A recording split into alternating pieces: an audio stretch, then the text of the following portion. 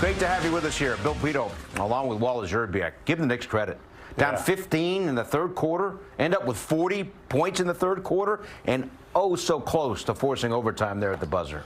What a game. You know, those are two teams that have lofty goals, obviously, this year to win an NBA championship. You could see why. They laid it out all out on the table on a back-to-back. Guys were breathing hard in this game. Jalen Brunson just couldn't find it. Something about the way the ball was coming off his hand. It just looked like it wasn't releasing as smooth as it normally does. And, you know, it's just a tough loss. A gritty game. That's a good team. They throw a lot of guys at you.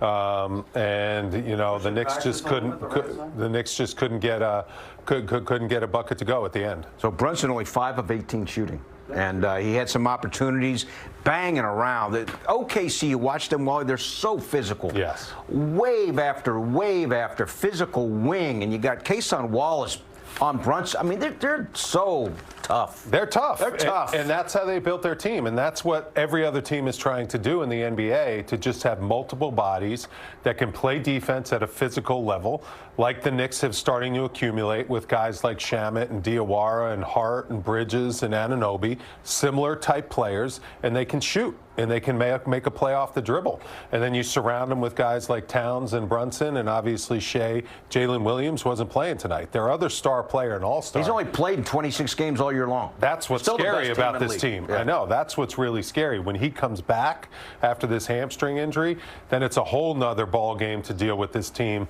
when he's back in the lineup. So that was a hard-fought game. The Knicks were right there, and you know, you can't hang your head on that one. You just got to go back to the drawing board and get ready for Friday against Denver. So the Knicks with a season-low first-half point total of only 40. They're down 50-40 at the half, but they're up by 3 after 3 at 80-77, and it came down to the stretch. And let's take everyone through the stretch. That's all you want. I mean, these are two MVP candidates going at it in the fourth quarter in a crunch time game under 5 minutes. That was a big shot right there from the corner, and this team is assembled. Wiggins hit that one, is assembled to knock down shots when you double team Shea Gilgeous-Alexander. And then OG Anunoby answers. That's exactly how the Knicks play. A double thrown right there on Jalen Brunson. OG Anunoby make a play, go right to the basket. They tried to challenge that one. They got it right. Getting it right. Got the challenge. They got the call right, yes, because the guy was standing there. But anytime the offensive player is trying to avoid him and barely grazes him, it shouldn't be an offensive foul. OG Anunoby learned from that one. He said, I'm just going to throw it on everyone's head. The next time he got that opportunity, big bucket here. This moves the lead to 6. And when you get that mid-range 2, taking the ball again out of Shea Gilgeous-Alexander's hands pretty much every possession. That's the only 3 he took all night. And put him up by 5. Put him up by 5. Key shot of the game, only 3 he took all night. Yep, and that's what he does. And then Josh Hart and Jalen Brunson playing buddy ball for a couple possessions here down the stretch. With Josh Hart at the 5, he knows exactly where to go to beat Jalen Brunson's outlet. That was a big shot. Here's a 3-point game. Call a timeout. Get a good look. Jalen, that's what I mean, just came off his hand a little wrong, and that's the shot you got to make. Wide open off an offensive rebound. I know OG Anunoby would have loved to have that one back. That's a really good look that he makes most of the time. But again, your legs are tired on a back-to-back, hard-fought game, just came up a little bit short. What a ball game, though, 2 elite teams in the NBA. Look at the 3-point shooting. OKC outscores the Knicks by 18 points from 3. But look at the rest of the numbers, Wally. As points in the paint, 46 for the Knicks, 20 for OKC. And fast break points, 2 for OKC, 14 for the Knicks. And they outboarded them by 10. So aside from the 3-point shooting, it's amazing you only lose by 3 when you're outscored by 18 points from downtown. If the Knicks did not shoot to their capabilities. I saw it in the first quarter. They were getting open looks. They generated some good offense. And against the #1 defensive team in the NBA, Oklahoma City, you got to make the open ones when you get them, because they're not going to give you a lot of open shots. And what you do against good teams is sometimes when you are open, you think to yourself, am I really going to be that open? Is there defenders coming from somewhere? And it starts to rush your timing a little bit. And I think that's what happened to the Knicks early. They started to settle in that third quarter, but overall, they need to knock down more of their open shots. They had a lot of open looks when they watched the film that they're going to say to themselves they should have knocked down. Speaking of knocking down shots, how about Chet Holmgren? 6 threes made in the first half. That ties his career high for a single game. But he didn't have a three the rest of the night. 22 of his 28 came in the first half. He's our thrilling moment, Wally, brought to you by FanDuel Casino. Get your thrill on. 22 of his 28 came in half number 1. Yeah, the Knicks let him get going in that first quarter. He had 3 threes to start the game, first 6 minutes. And when a shooter gets into rhythm, then it's just like target practice. And he continued to just let it go from deep. Stayed at 6, though, so he tied his career high with 6 threes. They were all in that first half. But he started to score in other ways. At 7 feet tall, the Knicks had some mismatches. I love the way Brunson fought him on that play and made him work to get that shot. But it just goes to show you how skilled he is. He can make that little mid-range, that pull-up. When you run him off the 3, that's what the Knicks adjusted at halftime. Don't let him get any more threes because he made 6 on us at halftime. And when you run him off the 3, he can take the ball to the basket, and he can also hit that little pull-up. So big-time game for Chet Holmgren, and that's why he's such a versatile, tough 7-footer to defend. Karl-Anthony Towns fouled out, but before he did foul out, what a game. 17 points. 17 rebounds, including 9 offensive rebounds for Cat. That's a season high for him on the offensive glass. Listen, every time the shot went up, he was saying to himself, just like Mitchell Robinson does normally, I'm getting every rebound. And he almost did. And no Hartenstein, who was banged up, he went out of the game. So when Cat was out there, he was the biggest, strongest body out there by far, and he imposed his will big time on the glass. Big time.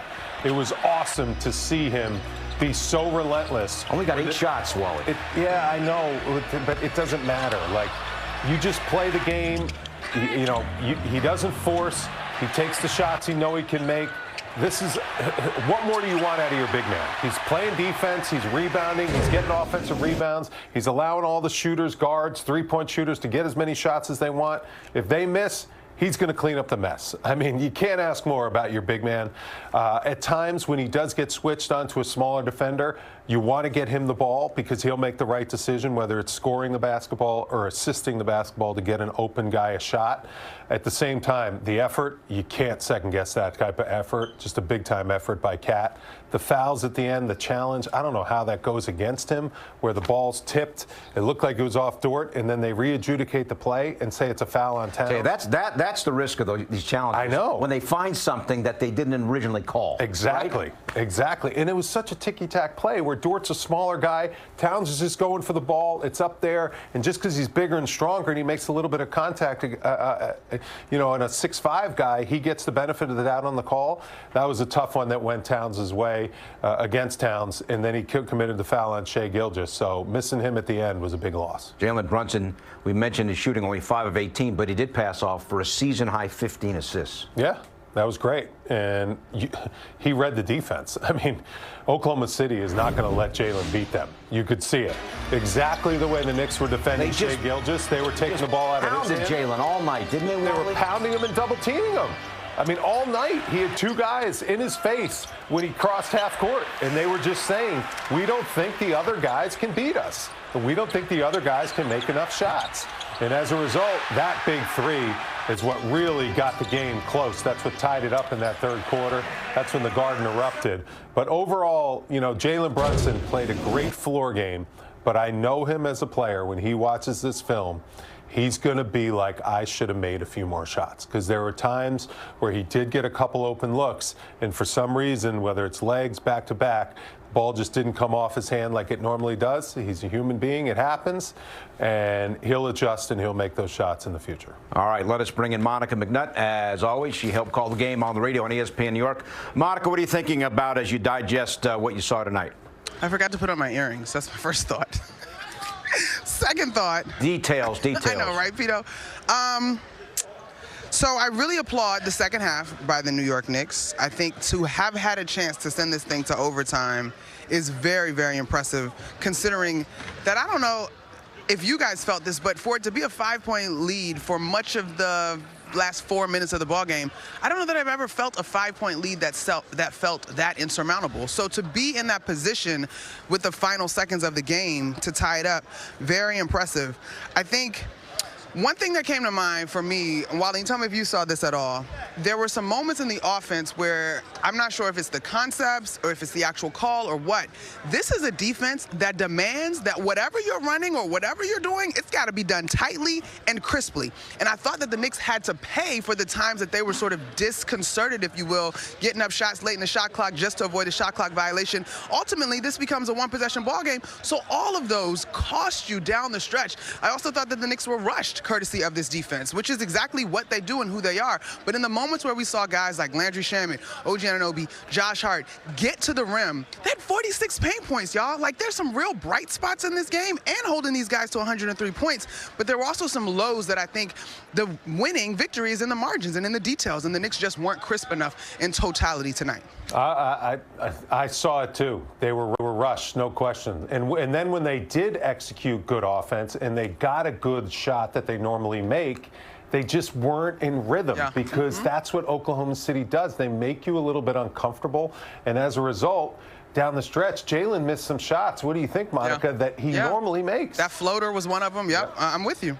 Yeah. Monica, I know you wanted to give some folks a shout-out. I kind of messed it up in the pregame. Oh, that's right. Didn't give you a chance. So the floor, my friend, is yours. Oh, thank you, Pito. It's all good. But I just wanted to shout out Debbie and Joy from DSN. They play basketball over in Newark. I love running into the young ladies that hoop and love the Knicks just like I do. So I just want to shout out to those girls. It was great to chat with them earlier today. Nothing big, Pito, but I thank you for taking accountability on Best Friend Night. Well, yeah, it's Best Friends Night, and I'm trying to make the peace with you, so we're good down the stretch and in the playoffs. We're good. Don't worry. I got his bracelet right here, Monica. I got his bracelet that you gave him right here. There we go. All right. Enjoy the road trip, my friend, at Denver on Friday. We'll talk soon, y'all. Thanks. All right. Mike Brown's post.